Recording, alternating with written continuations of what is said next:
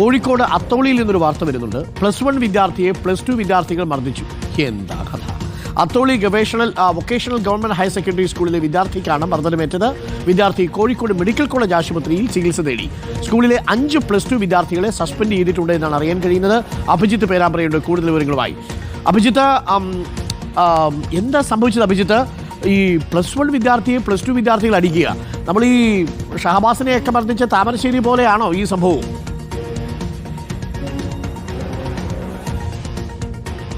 Doctor Arunkumar, അതിക്രൂരമായ മർദ്ദനത്തിന് ഈ +1 വിദ്യാർത്ഥി ഇരയായിട്ടുണ്ട്. പ്രത്യേകിച്ച് ഒരു റാഗിംഗ് എന്ന നിലയിൽ തന്നെയാണ് ഇതിനെ ഇപ്പോൾ സ്കൂൾ അധികൃതരും ഒപ്പം തന്നെ പോലീസും നോക്കിക്കാണുന്നത്. കഴിഞ്ഞ വ്യാഴാഴ്ചയായിരുന്നു സംഭവം. +1 വിദ്യാർത്ഥി ഒരാഴ്ച മുൻപാണ് ഈ അത്തോളിയിലെ GVHSSൽ അഡ്മിഷൻ നേടുന്നത്. തുടർന്ന് ഈ കുട്ടിയോട് +2വിലുള്ള 5ഓളം വിദ്യാർത്ഥികൾ ചേർന്ന് ഡാൻസ് കളിക്കാനും പാട്ടുപാടാനും ആവശ്യപ്പെട്ടു. കുട്ടി തനിക്ക് ഇത് അറിയില്ല എന്ന് പറഞ്ഞപ്പോൾ കുട്ടിയെ ഈ വിദ്യാർത്ഥികളൊക്കെ +2 വിദ്യാർത്ഥികളൊക്കെ ചേർന്ന് ഒരു ഇടവഴിയിലേക്ക് കൊണ്ടുപോയി അവിടെ വെച്ച് അതിക്രൂരമായി മർദ്ദിച്ചു എന്നുള്ളതാണ് പരാതി. ബൂട്ടിട്ട് കാലുകൊണ്ട് ചവിട്ടുന്നു, നിലത്തിട്ട് വളരെ മൃഗീയമായ രീതിയിൽ പരിക്കേൽപ്പിച്ചു എന്നും ഈ കുട്ടി പറയുന്നുണ്ട്. നിലവിലിപ്പോൾ ഈ കുട്ടി കോഴിക്കോട് മെഡിക്കൽ കോളേജ് ആശുപത്രിയിൽ ചികിത്സ തേടിയിട്ടുണ്ട്.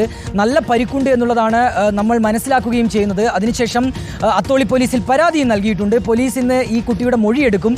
അതിനുശേഷമാകും കേസ് രജിസ്റ്റർ ചെയ്യുന്നത് ഉൾപ്പെടെയുള്ള നടപടികളിലേക്ക് കടക്കുക. ഏതായാലും അരുൺകുമാർ, വലിയ വാർത്തകൾ ഇങ്ങനെ ഈ സ്കൂളുകളിലൊക്കെ നടക്കുന്ന റാഗിങ്ങുമായി ബന്ധപ്പെട്ട് നിരന്തരം വരുന്നതാണ്. പക്ഷേ എന്നിട്ടും ഇത്തരം സംഭവങ്ങൾ ആവർത്തിക്കുന്നു എന്നുള്ളതാണ് ഏറ്റവും സങ്കടകരമായ കാര്യം. ഈ കുട്ടിക്ക് ഏതായാലും നന്നായി പരിക്ക് പറ്റിയിട്ടുണ്ട്. പോലീസിന്റെ ഉൾപ്പെടെ നടപടി ഇക്കാര്യത്തിൽ ഉണ്ടാകുമെന്നാണ് നമ്മൾ പ്രതീക്ഷിക്കുന്നത്. തന്നെ കൊടുക്കണം. ഒന്ന് ആലോചിച്ച് നോക്കൂ, നമ്മുടെ സ്കൂളുകളിലൊക്കെ ഇങ്ങനെ വിദ്യാർത്ഥികൾ കൂട്ടം ചേർന്ന് ആളുകളെ അടിക്കുക, അതേപോലെ റാഗിങ്ങിന് സമാനമായ അന്തരീക്ഷം ഉണ്ടാക്കുക, ഇതൊന്നും ആ രീതിയിൽ ഒട്ടും നമുക്ക് പ്രോത്സാഹിക്കാൻ പറ്റുന്ന കാര്യങ്ങളെയല്ല. കുട്ടികൾ സ്നേഹത്തോടു കൂടി കളിച്ചു വളരേണ്ട പ്രായത്തിൽ ഈ പിള്ളേർക്ക് ഇത് എന്താ പറ്റുന്നത്?